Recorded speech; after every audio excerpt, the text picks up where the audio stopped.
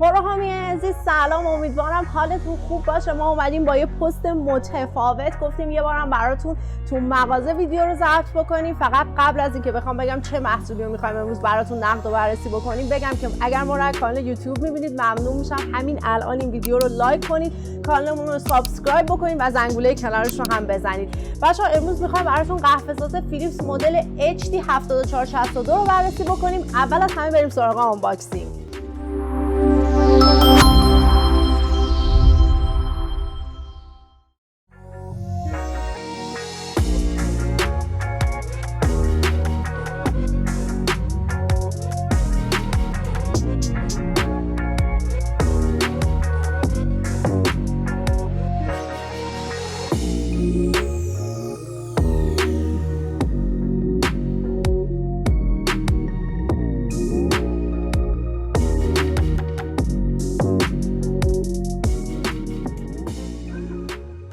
خب اما بریم سراغ ویژگی های این محصول. اول از همه بهتون بگم که توانش 1000 وات، ظرفیتش 1.25 لیتره، بهتون 15 تا فنجون قهوه میده، 10 دقیقه طول میکشه تا قهوه آماده بشه. قهوه هم دمی فرانسه هستش.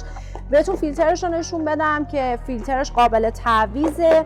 بعد اینکه جنس بدنه رو بهتون بگم که با کالیت نسوزه و اینکه اینم استیل ضد زنگه و اینم که قوریشه میبینید جنس قوریش پیرکسه که خیلی خوبه و اینم حالا علامت ها رو داره، ظرفیتش و اینا رو میتونید از اینجا ببینید. کلا هم یه دونه دکمه داره که این واسه روشن خاموششه و خاموش کن خودکار هم داره.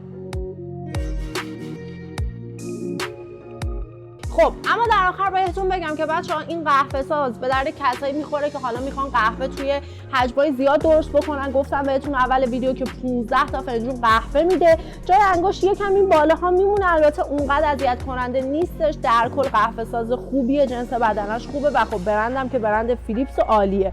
و اما قیمتش هم بهتون بگم که یه چیزی هولوش 1,200,000 تومان تا 1,300,000 تومانه. امیدوارم از دیدن این ویدیو لذت برده باشید. نظراتتون رو بهمون حتما تو کامنت ها بگید.